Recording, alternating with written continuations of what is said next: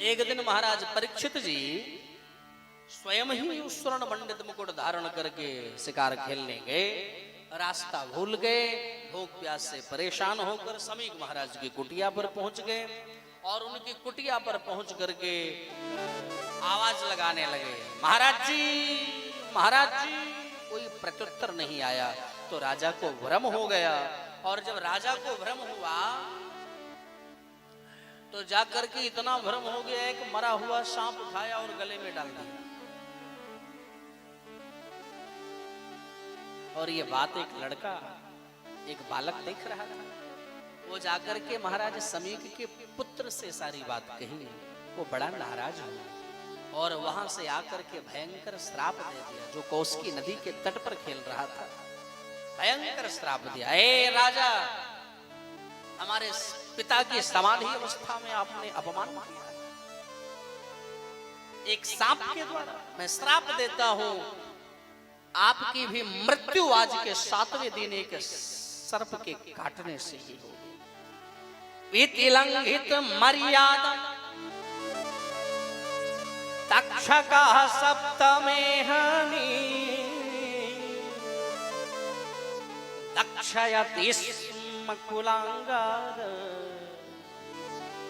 चोदितो में तद्रुह में कुलांगाद। समाधि अवस्था में हमारे पिता का अपने अपमान किया। मैं श्राप देता हूं, एक सर्प के काटने से ही तेरी मृत्यु हो। ऐसा कह करके जल लेकर संकल्प किया और छोड़ दिया और दौड़ा दौड़ा दौड़ा दौड़ा पिताजी के पास आया। मुक्त कंठ रोने लगा। समीक महाराज की समाधि टूटी। अरे क्या हुआ बेटा, क्या हुआ, तू क्यों रो रहा है, क्या कारण है? सारी बात जब समीक महाराज को पता चली तो अत्यंत खिन्न मना हो गए और बोले, ये तुमने क्या किया, ये नहीं करना चाहिए बेटा, क्योंकि हमें परीक्षित जैसा राजा अब नहीं मिलेगा। सूचना भेजवाया गया परीक्षित जी के पास और परीक्षित जी को जब ये पता चला कि मैंने एक राजा को श्राप दे दिया है तो बड़ी ग्लानि होने लगी। बोले, ये 7 दिन का ही क्यों कहा, मैं तो इस शरीर को एक पल नहीं रखना चाहता हूं। बोले, अब क्या करें, अब एक ब्राह्मण का श्राप कभी मिथ्या हो नहीं सकता है। अपने पुत्र श्री जनमेजय को उन्होंने राजा बनाया और सर्वस्व परित्याग करके गंगा के तट पर चले गए। और गंगा तट पर पहुंचे तो हजारों संत वहां पहुंच गए। इतने संतों का एक साथ दर्शन करके महाराज परीक्षित अत्यंत प्रमुदित हो गए। अत्रि वशिष्ठ चमनश्च गौतम मेधातिथिर देवल देवतो। अत्रि हैं, वशिष्ठ हैं, चमन हैं, गौतम हैं, देवल हैं, देवरात हैं, दुर्वासा हैं, भृगु हैं, अंगिरा हैं, कश्यप हैं, वामदेव हैं। बड़े बड़े संत लोग विराजमान हो गए। इतने संतों का एक साथ दर्शन लाभ प्राप्त करके तो परीक्षित जी अत्यंत प्रमुदित हुए और 1650 पूजन समस्त संतों का किया, धूप दीप नैवेद्य इत्यादि से, और बड़े प्रसन्न हैं कि गिरिजा संत समागम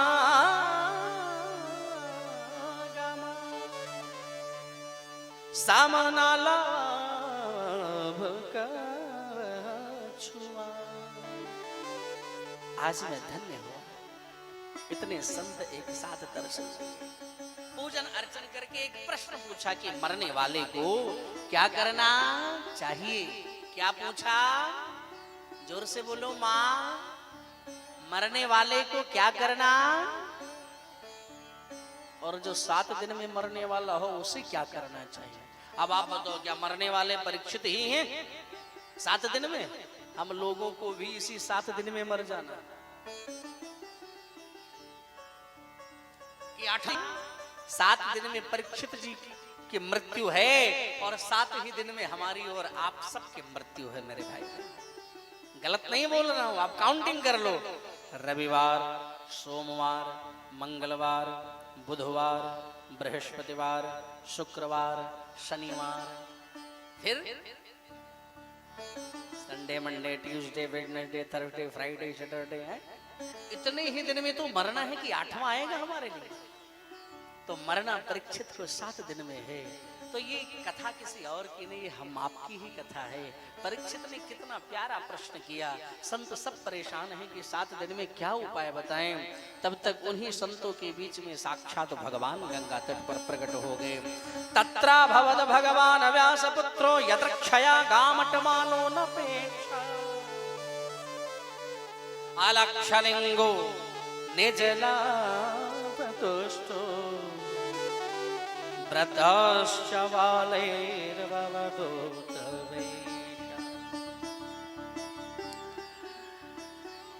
व्यास नंदन आदरणीय सुखदेव जी महाराज का प्राकट्य हुआ गंगा तट पर। बोल सुखदेव भगवान की जय। 16 वर्ष की आयु सुखदेव जी महाराज, नग्न अवस्था, अलक्षलिंग। ऐसा नहीं कि कोई बनावटी, नग्न अवस्था, दिगंबर, कोई बनावटी नहीं। कौन जब रास्ते से चलते हैं तो कभी छोटे छोटे बच्चे कहते हैं नंगा बाबा या नंगा बाबा या नंगा बाबा। कौन अनुराग पूर्ण निहार रहा है, कौन उपहास कर रहा है, कोई मतलब नहीं। मीनिंग कौन कमेंट कर रहा है, कौन कॉम्प्लीमेंट कर रहा है, कोई मतलब नहीं। अपनी ही मस्ती में चले जा रहे हैं सुखदेव जी महाराज। और चलते चलते चलते चलते चलते चलते जब परीक्षित महाराज गंगा तट पर पहुंचे, परीक्षित महाराज के सन्मुख तो समस्त संतों ने प्रणाम किया, परीक्षित जी ने भी प्रणाम किया। और सुखदेव जी महाराज से पूछा कि मरने वाले को क्या करना चाहिए। महाराज सुखदेव जी बोल पड़े, वरियाने सते प्रश्न क्रतो लोकहितो नृप आत्मवेद सम्मतः पुंसा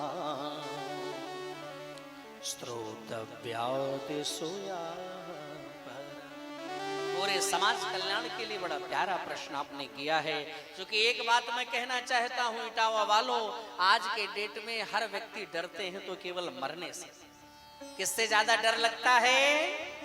मरने से। कहीं मैं मर ना जाऊं, मृत्यु के भय से भयाक्रांत सभी। और हर व्यक्ति को मरना भी है, इसलिए श्वास हमारी कब निकल कर चली जाए इसका कोई भरोसा नहीं। इसलिए प्रत्येक जल्दी मरने वाले को एक ही काम करना चाहिए। परीक्षित जी ने बताया, श्वास श्वास पर कृष्ण भज प्रथा श्वास जन खो ना जाने इस श्वास की आवन हो। इसलिए प्रत्येक श्वास पर मेरी मैया राम राम करते हमेशा, हर श्वास पर हमेशा राम राम राधे राधे इसी का गुणगान करते रहना चाहिए। यही हमारे जीवन की सबसे बड़ी सर्वोपरि उपलब्धि है। और ये नहीं कि आप राम राम करो या कृष्ण कृष्ण करो, तो दोनों एक ही तत्व।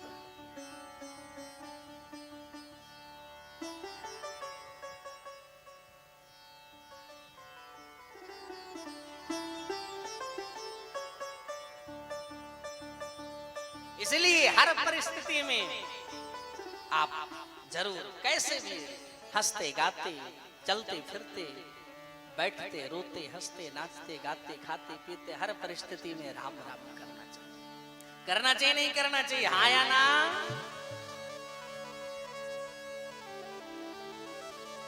हर परिस्थिति में राम राम करना चाहिए।